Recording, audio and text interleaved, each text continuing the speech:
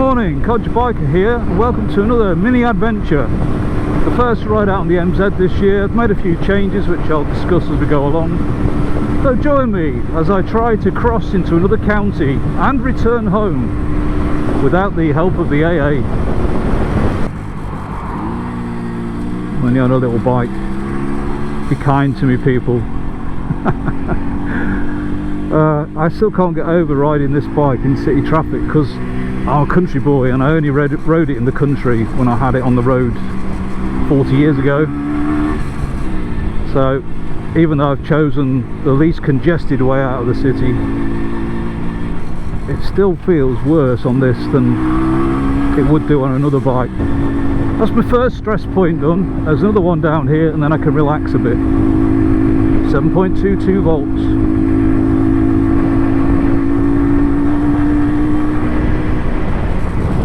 The other thing is I think I've managed to straighten the handlebars up, which is good.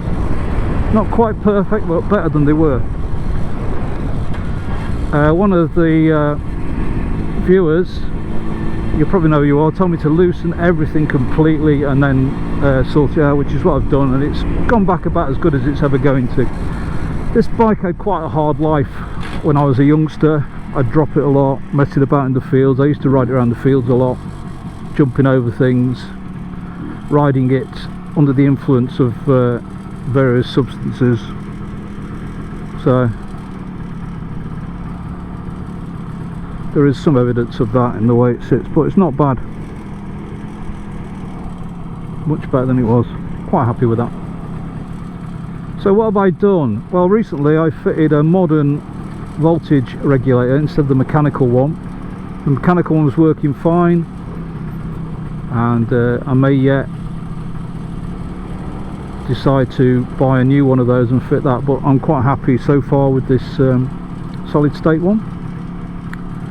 The switching's all done by sort of transistors rather than what are effectively fast electromagnetic switches, where it seems better. I've fitted a cheap Chinese voltmeter, which is very good because I've disabled the charge light and the indicator light from there. Now the indicators, I don't need it because you can see them through the lenses, so legally, as long as you can see your indicators, you don't need a telltale.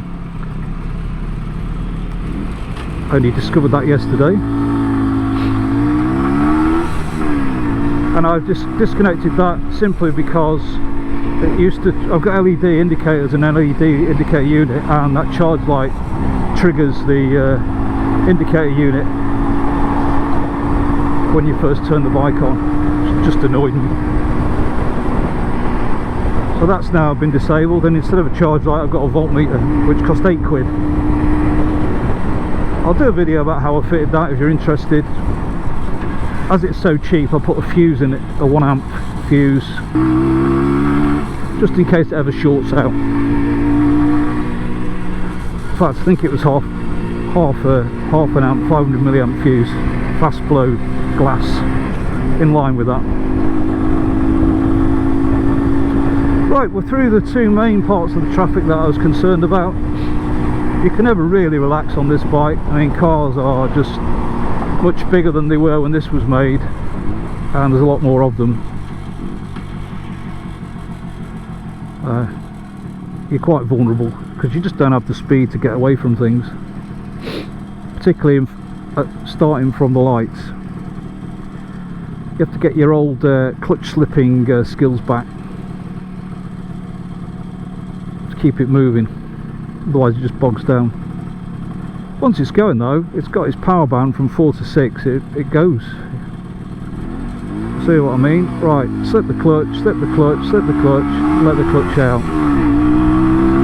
Just gives you that, just keeps it on the boil.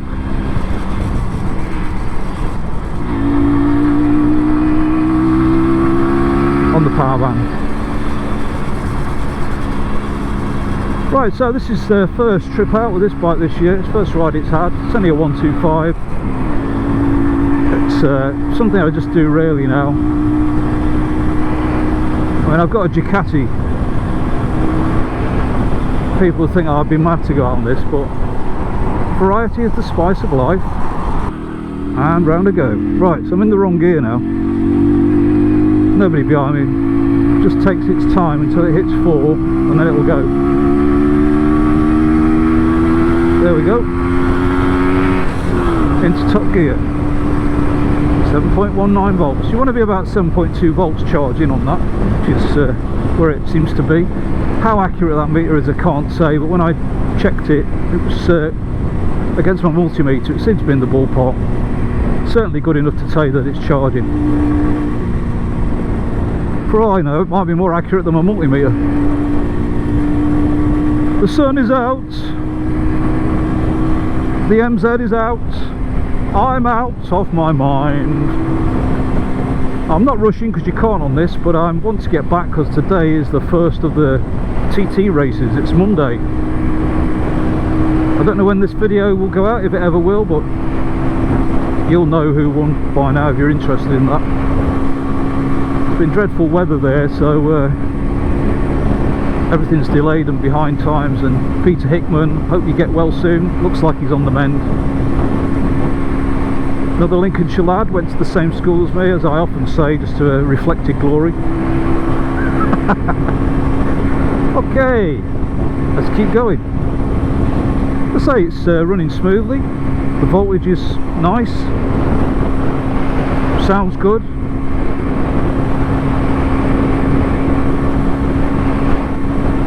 I'm going to do about 25-30 miles today at varying speeds. There's a 60-mile stretch of road, which is the limit for this bike, so I can open it up a bit.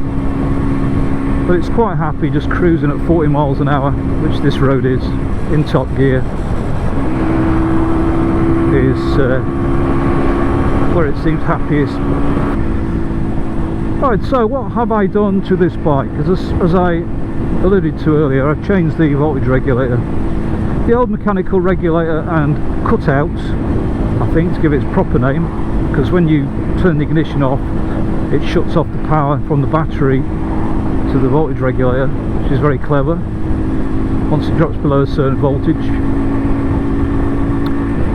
And the other side of it, there's two lots of switching. The other switch, so that switch just goes on and off as I understand it. When it's on above 6 whatever volts, it pulls the contacts together, which connects up the regulator. The other set of switches switch rapidly in time with voltage changes from the dynamo as it turns on and off the field coils. So it's all mechanical. It's very clever. You adjust it. When it gets above a certain voltage, it pulls the contacts apart, which shuts down the field winding, which stops the battery from overcharging. And then as the voltage drops, it switches back on again, and it does this hundreds of times a second, I would imagine.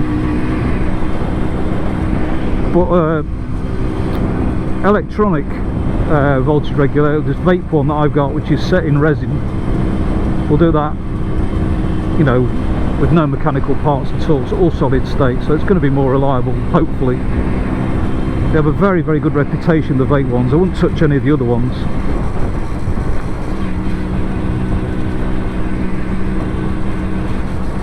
And from what I can see, the chatter on them is that they very, very rarely fail, whereas the mechanical ones, you know, it's 41 years old, it's springs, it's electromagnets, it's switching at high speed, could fail at any time. Well, that's my feeling. Probably wouldn't, and you can buy new ones still. Well, I went with the vape. I've got electronic ignition on this, but it still uses the points. I've got a vape regulator, I've got a voltage meter, I've got LED lights. So the electrics are modernised for safety, really, as much as anything.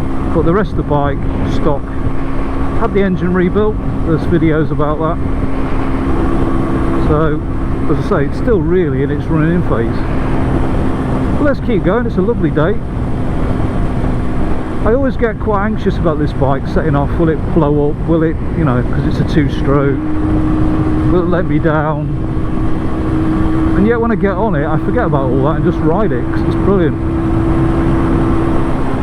It's fast at slow speeds, if you know what I mean. When you're doing 40 on that, it feels like doing 60 on a big bike, and 60 feels like 100. So it's good fun.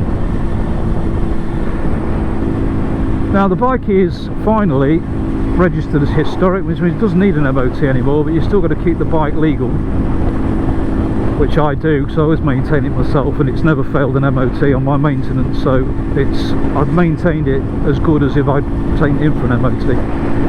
But it means I don't have to pay road tax anymore, or you have to go to the post office and tax it, but at £0, so you still have to go in, which is mad, and pay £0, and you get a receipt for £0 to say it's taxed, and then it appears on the government website as taxed. What it doesn't appear on the government website is as MOT'd. It says MOT expired, and I think underneath it says maybe exempt, but it doesn't say it's exempt. So I've heard of people getting stopped by the police for not having an MOT, and having to explain it, and the police not understanding. Slightly more worrying was I had heard, because I'm in the AA, and I've always thought, well, if I do break down, I'll get picked up by the AA. I have heard that some of the breakdown companies won't come out and get you if it says MOT expired on the government website. Apparently they check that. I did ring them up yesterday, and they did eventually say that they would come out to a historic bike as long as it was taxed, which, as I say, you have to do. Even though it's free, you still have to go in and do it. So hopefully, well, first of all, I hope I never break down, but if I do, hopefully they'll be true to their word and come and get me. Now this is not the most exciting ride, but it's out of the way of the traffic, and there are a couple of historic places en route, which I will mention as we go.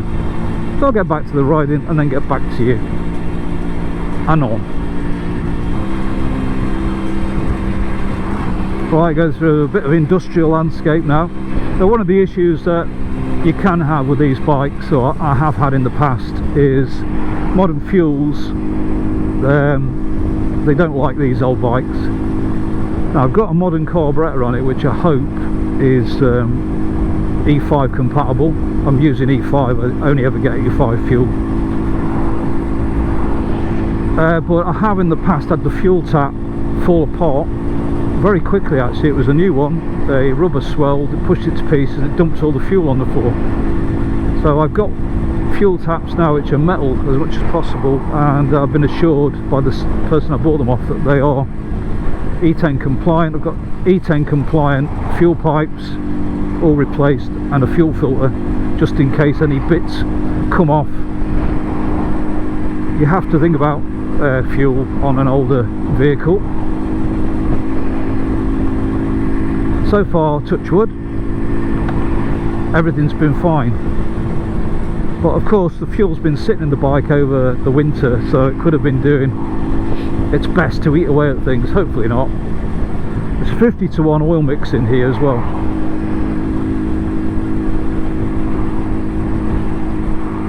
You use the fuel cap inside the cup, you fill that with 2-stroke oil, and you put a gallon of fuel in with 1 cup of oil, and that's 50-to-1. Of course, you've got to know what a gallon is, because these days obviously there are no gallons.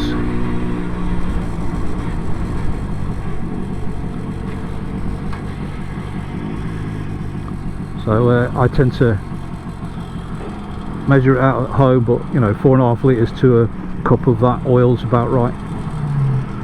And they are quite adamant in the handbook that you shouldn't exceed it.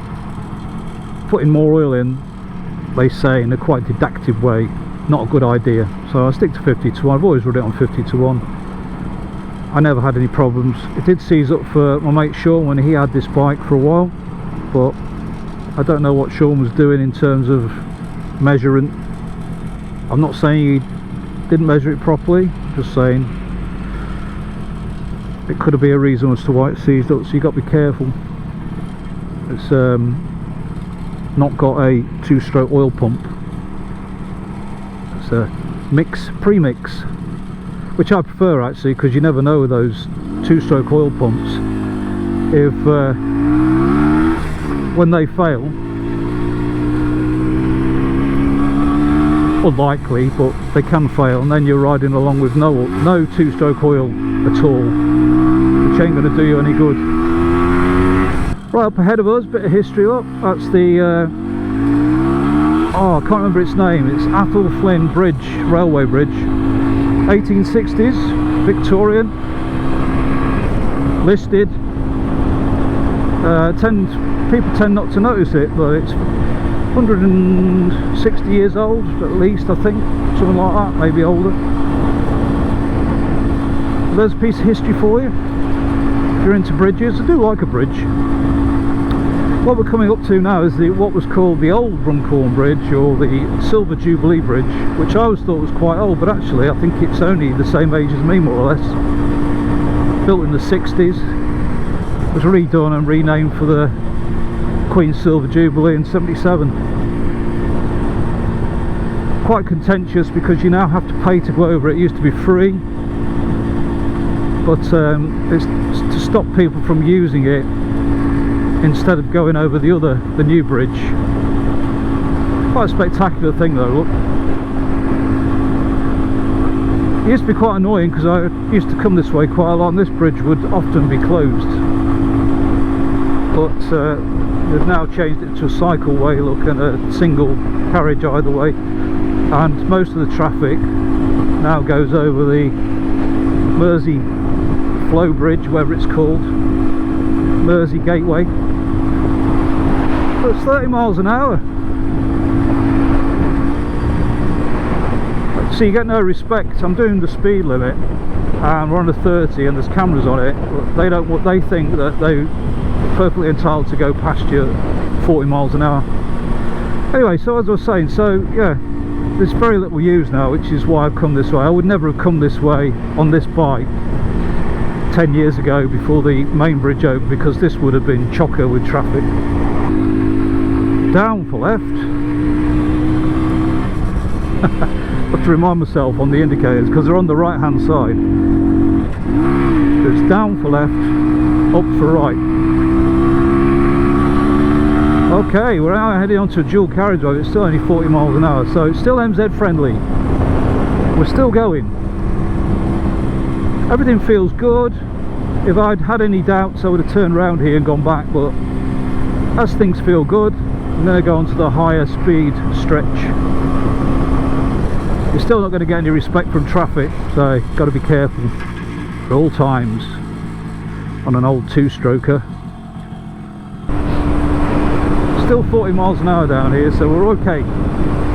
But we're about to hit the big challenge for this bike, the 60 mile an hour stretch. Quite well balanced, look. Yeah, it's tracking true. I do find with this bike, if you get the tyre pressures right, it rides a lot better. You wouldn't think it would make much difference, but it really does seem to. I've got Metzeler tyres on. They seem to need to be at the tyre pressures that MZ stay, which is 1.9 bar at the back, I think, and 1.5 bar at the front. Don't quote me on it if you've got one. Check your handbook. I'm going to hit the high speed stretch. Here we go. This is the first high speed stretch today for this bike. I say the world's different on this bike. You laugh at it on a big bike. 60. We'll see whether we can do it. It's going to take a while. Third gear. Oh no, I'm in fourth. Right, fourth gear. Wow. That'll do. Just cruising just below 60. Feels okay. As I say, it feels. If I was on my Desert X now doing 100, I feel about the same as this. The Desert X would cruise at 100, no problem. But you'd know about it. And the same with this. This will cruise at about 60, but you can feel it. Probably 55. 5,800 revs ish. Of course, just got into a headwind there, so it's slowed me down. That wouldn't happen on a big bike. Could assume the position, but we're coming off here in a minute. So, headwind and uphill, we're dropping. Look, that's flat out 50 mile an hour. Anyway, coming off the road here, fortunately nobody behind me, no traffic. Turning left, down for left.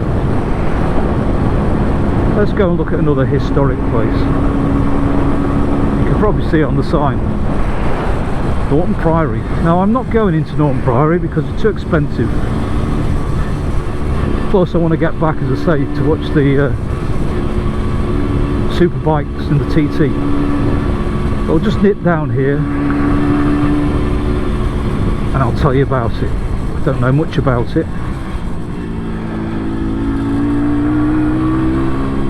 Norton Priory Museum and Gardens. Now I used to come here with the kids when they were little, and there's open tombs which used to freak them out when they were young. When they were later they got a bit sort of more macabre about it, more interested. There's a van coming. Oh, there's a van reversing.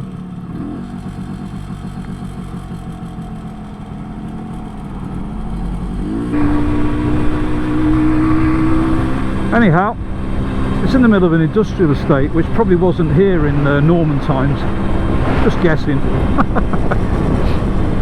But what I do like about it is part of the visit, it's quite expensive, is you can go to a walled garden, which is over a bridge.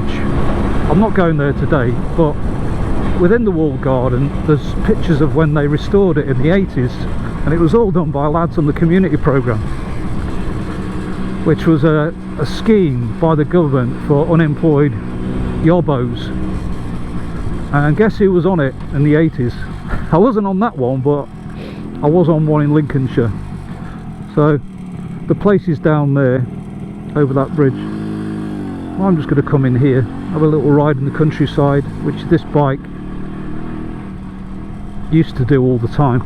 My driveway was like this, it's half a mile long.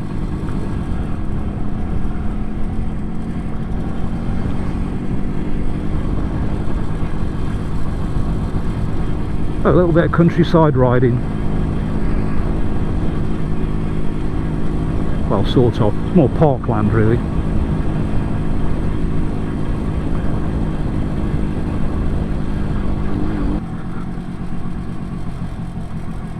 We are exploring. Yeah, so Norton Priory, Norman monastery type place. Usual story. Got disbanded or whatever it's called in oh, look at that. People are just bastards, aren't they? What a country. I mean, somebody must know who that is. And git. No fly tipping or dumping, CCTV operation. Well, that works. Anyway, as I was saying, disbanded by Henry VIII, like all the others, another git. Then became a stately home, I think, and then fell into the hands of the National Trust or somebody like that. I don't know the full details of it. As I say, my main interest in it is the fact that it was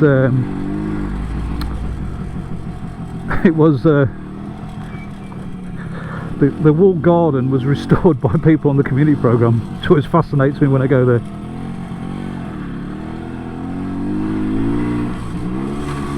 I'd like to do just a little ride by, so let's see if I can just leave it here ticking over for a second. Will it do that? Postmodern, I'm bringing you into the creative process.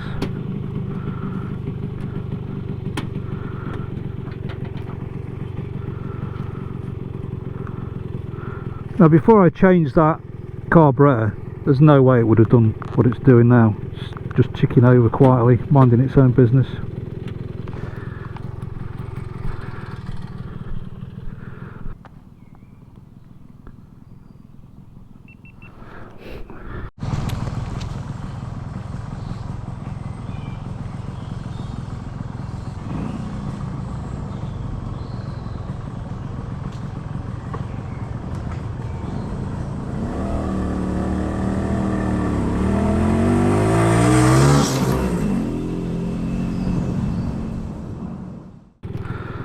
I'm just ticking over. I feel quite warm, feel the heat off it, quite hot around there, but it's not smoking, very little smoke. So LED headlights, very good. LED indicators, so much better than the old ones. Okay, let's see, can we get home?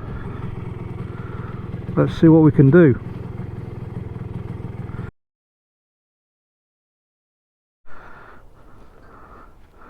Right, so change the battery, petrol filter there, look, new fuel lines, modern fuel lines.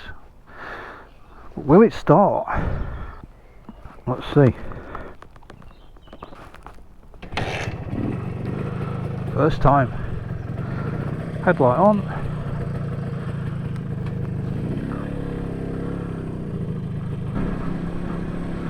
Airbag engaged. And we're off. It's a very different experience, one for the connoisseur. If you've never ridden one of these, I wouldn't necessarily recommend it. To me, it's just a bit of nostalgia, also it's a project. But anyway, that's what it was like to ride in the 80s on a little bike when you had no money. And now I'm heading towards my 80s. I'm on a little bike and I've got no money. There's a circularity in that.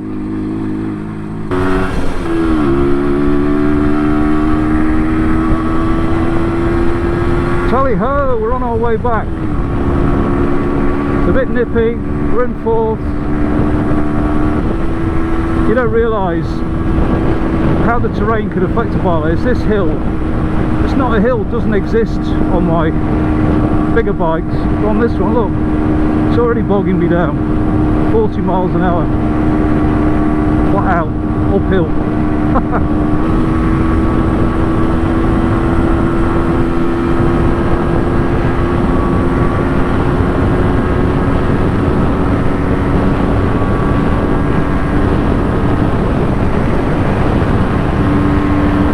Go for it, downhill, head down. Oh, we're over 60.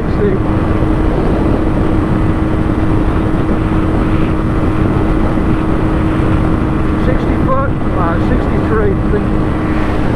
About 63 equals the top speed. Cheated a bit with a little bit of a downhill gradient, but still got a headwind.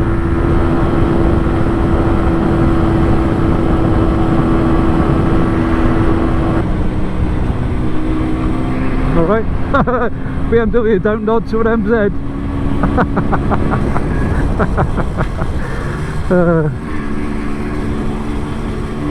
Snob. 10 horsepower, go for it.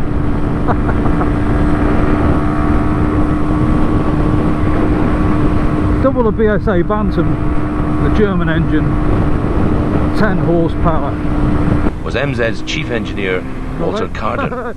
He spent 10 years footering with the two-stroke engine and turned it from a lawnmower into the fastest motorbike in the world. GP technology.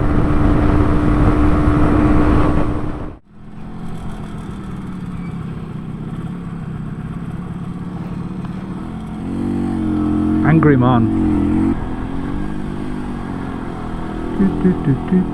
Filtering through the traffic in the city, and you could add this bit of filtering. And through. Oh, look at that! Two-stroke power.